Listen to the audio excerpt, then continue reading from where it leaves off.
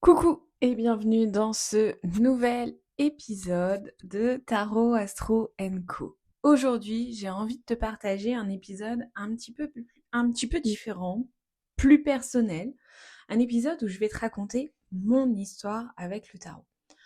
On parle souvent du tarot comme d'un outil divinatoire, comme quelque chose de mystérieux réservé à une élite.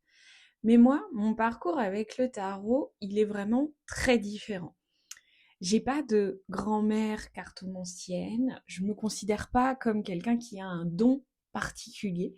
Par contre, j'ai vraiment appris à apprivoiser le tarot, à en faire un compagnon de route, un vrai guide et surtout un outil puissant de transformation. Alors dans cet épisode, je vais te raconter un peu ma vie. Je vais te raconter comment j'ai découvert le tarot et mes premières impressions, le moment où il a vraiment changé ma vie et ce que j'ai appris au fil des années et pourquoi j'ai décidé d'en faire mon métier et aussi pourquoi aujourd'hui j'enseigne le tarot.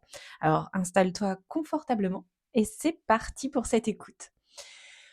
Mon premier contact avec le tarot, si on remonte vraiment loin dans le temps, je crois que ça remonte aux années 90.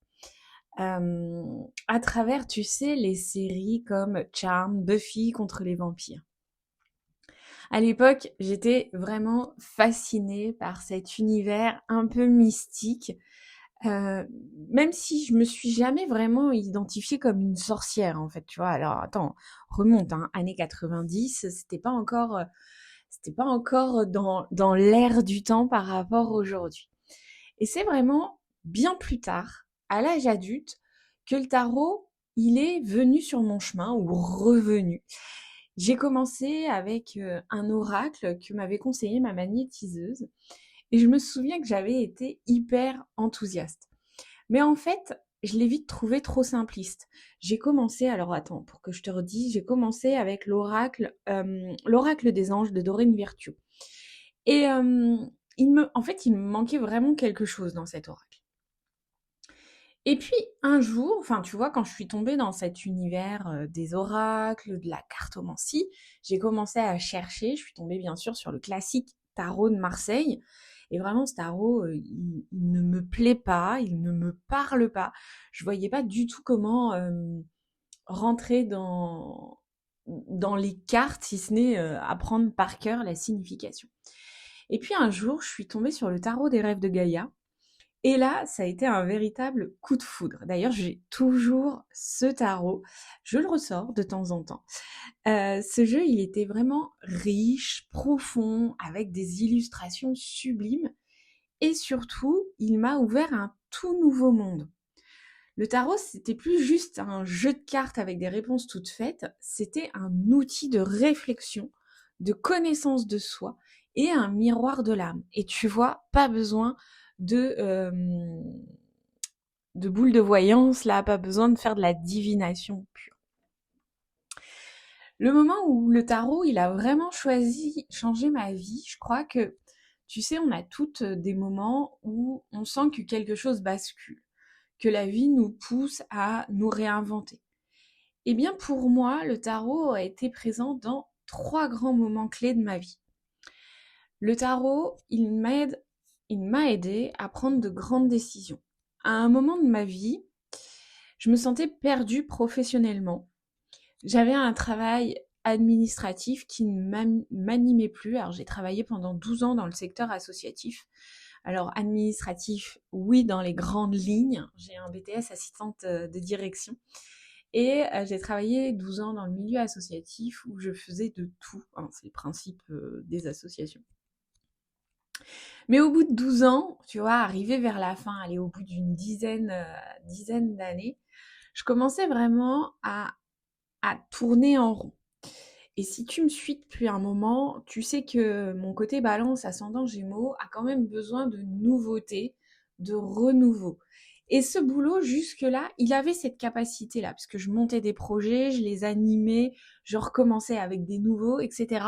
Et je rencontrais, j'avais à mon actif la gestion de 250 assos, donc tu vois, j'avais de quoi me nourrir. Et au bout d'un moment, j'ai perdu ce fil, ça ne m'intéressait plus. je m'ennuyais dans mon travail. Et c'est à ce moment-là, vraiment à ce moment-là, tu vois sur la fin de mon emploi salarié, où les cartes m'ont vraiment permis de commencer à y voir plus clair. Elles m'ont montré que je pouvais créer aussi autre chose, explorer d'autres chemins, que j'avais plein de possibilités. Alors bien sûr, elles ne m'ont pas donné la solution magique, hein, t'imagines bien, mais elles m'ont mis en lumière ce que je ressentais au fond de moi et surtout ce que je n'osais pas écouter. Et là, les choses ont vraiment commencé à switcher, à changer.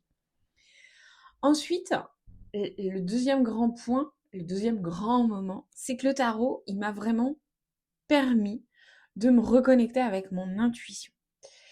Enfant, j'étais très intuitive, très connectée.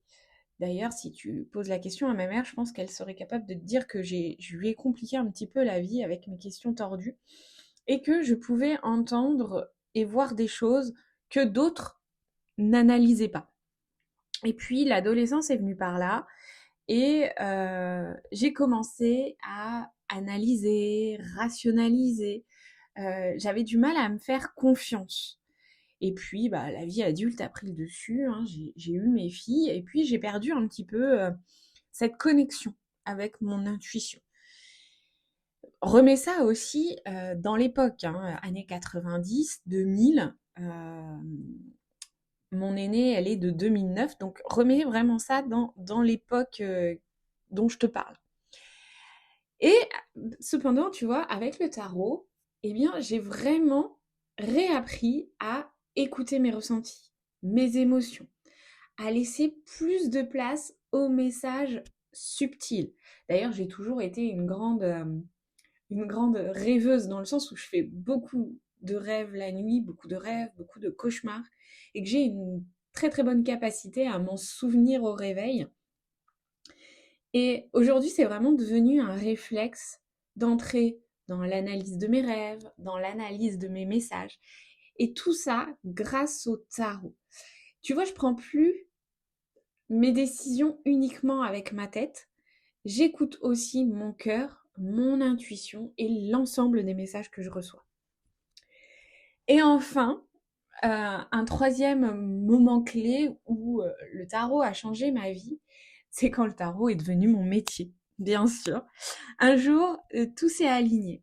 J'ai commencé à proposer des consultations, des ateliers, et je me suis rendu compte que ce que j'aimais par-dessus tout, c'était transmettre, enseigner, aider les autres à apprivoiser cet outil.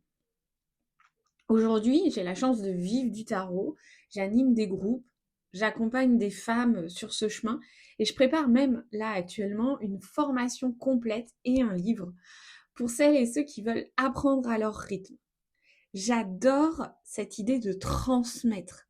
Et plus je transmets, plus j'apprends aussi sur moi et plus j'apprends cette pratique qui, je pense, ne cessera de m'étonner.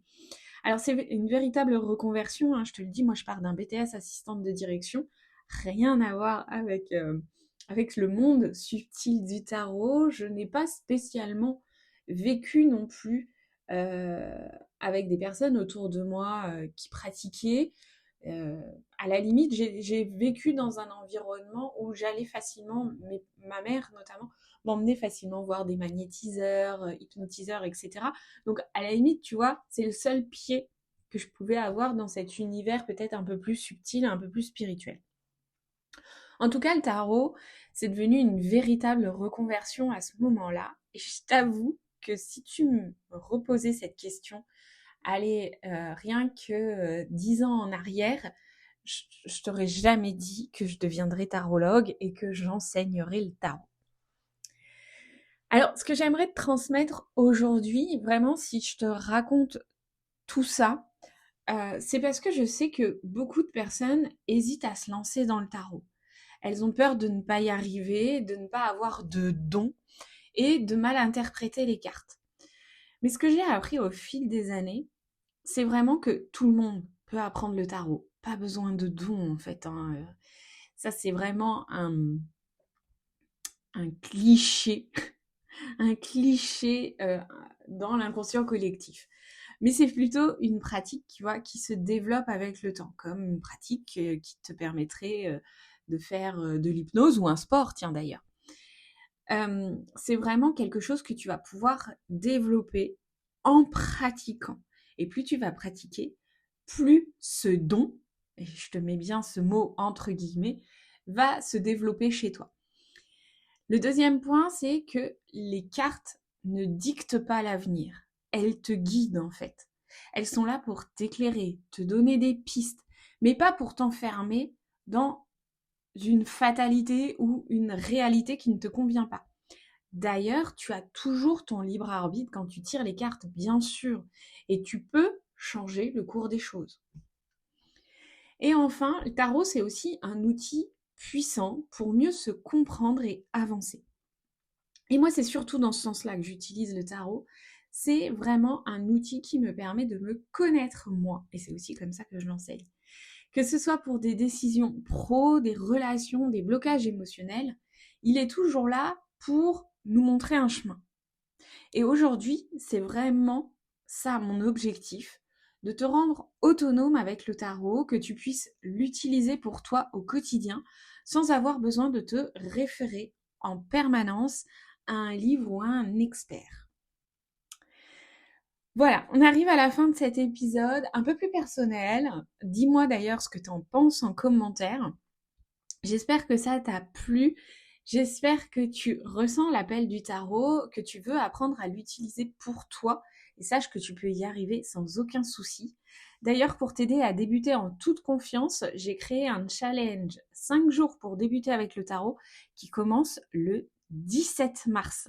C'est totalement gratuit et c'est l'occasion parfaite pour toi d'apprendre les bases du tarot sans te prendre la tête, de faire tes premiers tirages avec confiance et de développer ton intuition avec un accompagnement bienveillant. Si ça t'intéresse, tu peux t'inscrire, je te mets le lien en description.